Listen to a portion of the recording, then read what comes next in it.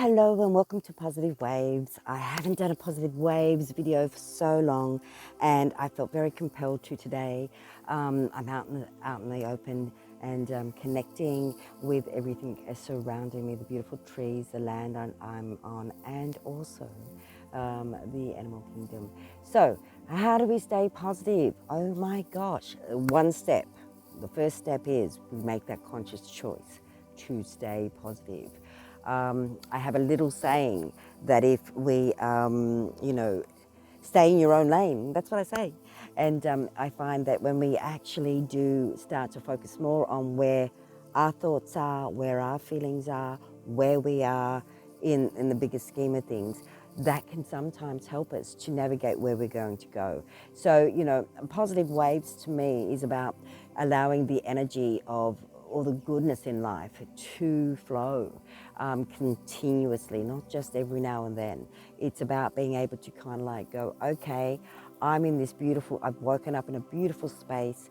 I'm going to stay in this space, and really consciously reminding ourselves or reminding yourself that yes, you can stay in this positive stage. It doesn't have to go. Although there might be a lot of things going on around us that aren't supporting us energetically to stay in that space, it's not about anybody else taking responsibility for the joys and the happiness that you feel. It's about you taking responsibility for your joy and happiness. So, people often say to me, Raylene, what do you do? How come you've always got so much energy? How come you're always upbeat? Well, I'll be honest, I work on things all the time. I have a positive mindset. I'm a realist. I'm very much aware. I choose to live in awareness. So it's not about being psychic, although I am, but that is only because I allow my awareness to grow and expand so I can be a part of absolutely everything in a positive way. Like anybody else, I have days and moments where, I'm a bit flat, but would I class that as being a negative moment? No, I would class that as being a little bit a flat moment. So when we have a flat moment, it's okay. I guess it's not okay when we discern it to be a problem, So when we're having a flat moment, we do what we need to do, yeah? Exercise is good. I'm not a big exerciser, I'll be honest. I get out and I help the trees and I work with the trees and things like that. So I'm physically moving, but I'm not always, going to the gym or anything like that. So, but exercise is very good. One, because it keeps the flow of your energy, keeps your, obviously your circular system flowing. So, that is a definite positive thing. But it also is very good on a hormonal level. So, the way to stay positive is firstly to have that mindset that, hey, I'm choosing to look at the good in life rather than the bad in life or what's going on and what's not working for me. So when we look at what's not working for me, that takes us into a totally different headspace. But when we actually start to be very grateful and honor the beautiful things that are happening in our world, we then attract and call in more positive experiences. So when we do this, it's actually quite beautiful because it has not only a great effect for yourself, but it also has a fantastic effect for family, friends, and anyone that you connect with. So the first thing is making that conscious choice within yourself to have a positive mindset. And if you haven't had one in the past, that doesn't mean anything. It doesn't mean you can't change. You can't change that mindset. See, the mind's a powerful tool, and if it's used wisely, and it can actually serve you in such a big, big way. And so for me, I feel that when I'm a hypnotherapist, by the way, for those of you who don't know, so that does help a little bit. But it's not so much the hypnotherapy that's helped me, but it's been more the life experiences and I guess my determination to rise above adversity. And we all have adversity, and we all have traumatic things happen in our world and in our lives. That's what makes us stronger. And some people would say, no, it doesn't make me stronger, it makes me weaker. But it really actually does. Every experience that you experience, you have a choice in that moment of experiencing it if it's going to be a positive or a negative experience. So for some, for an example, somebody who likes kayaking and someone who's never done it before. The person that loves kayaking will be very positive about that particular event or a sport, and somebody who goes to kayak for the first time might view it as a negative experience. Purely one, and that can be several reasons. One, they've never experienced it before, and they may have apprehension around what could happen, or what if they're going to. But I'll stop there and say, we can always think into something, but sometimes we need to feel. So that's just an example of how someone may love something and see it as a positive experience, and someone may not like it and see it as a negative experience. So straight away, that whole dynamic of somebody who loves it is obviously feeling that sport, and somebody who has never done it before has no connection to it. So it's not about everyone loving kayaking. It is more about being able to experience.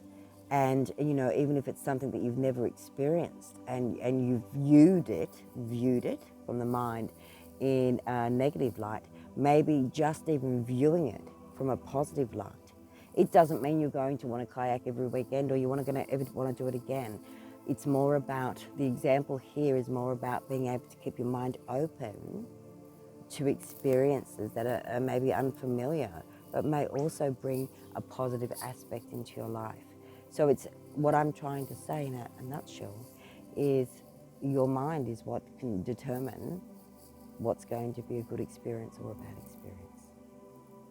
Yeah. So being positive, the steps to that is first making that true commitment to looking at life differently and from a more lighter, positive perspective.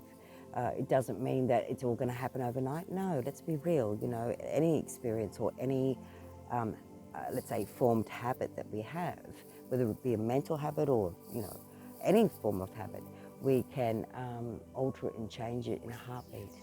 So yes, how do we stay positive? Well, we wake up in the morning and we start to see the beautiful things before we even get out of bed. So start to really experience and know and be grateful for the simple things of maybe waking up and getting a good night's sleep. Embracing the family with breakfast in the morning, so it's about, acknowledging from the moment you open your eyes, the amazing things that are ahead of you and have happened for you. So it's funny because when we actually do focus our energy in a positive light, with the right attitude, and it's an attitude too, we have to have the right attitude. If you're going to have a bad attitude, it isn't going to set up a positive day, so start your day in the right attitude, in the right loving space, feeling good about life, feeling excited about the adventures that may, be about to happen for the day. Even though you may not have anything planned, just having that excitement about, hey, today's a different day, a new day. I'm going to embrace the day as it is a new day, So start with that. Start with the right attitude. Start with that determination of, I'm going to make my day. And I'd love you all just to give it a go, where for one whole day, you actually make it the most positive day. You wake up saying, this day is my most positive day on absolutely every level, and I am going to embrace that positivity. Now, when for some of you, you might find, a thought comes in that's negative, or a phone call comes in that makes you go, oh my gosh. And, how do you counteract that? Well, even if a friend rings and says, oh, I've had the most, I've had a big argument with my husband, I could be getting divorced. That's a big thing. And when a friend shares that with you, in that moment can be either look at it very positive or very negative. And what I mean by that, it's not about being shallow.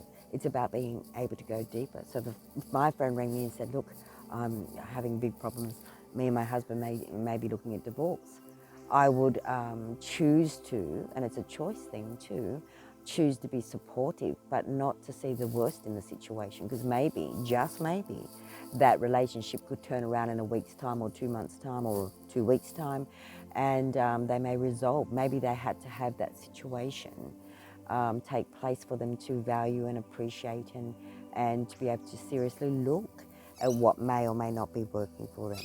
And maybe they've turned that whole event around. So what I'm saying is, even in the most saddest and awkward and most uncomfortable situation, having a more positive perspective can really shift how it affects you. Because see, when we have, it first starts with our mind, how we perceive something, but then it affects the emotional body. I mean, that's for another video. So, but I look forward in the next video sharing how our mind does affect the emotional body spiritually, and how having a positive mindset can really make a difference to how we move through life, and how we can be a positive aspect to others that may be doing it harder, or may have had, had a life of struggle. Yeah. So anyway, everybody, thank you for listening. Thank you for viewing. Please subscribe, and look forward to our next little stint with Positive Waves. Have a beautiful day. As always, namaste, everybody. Thank you.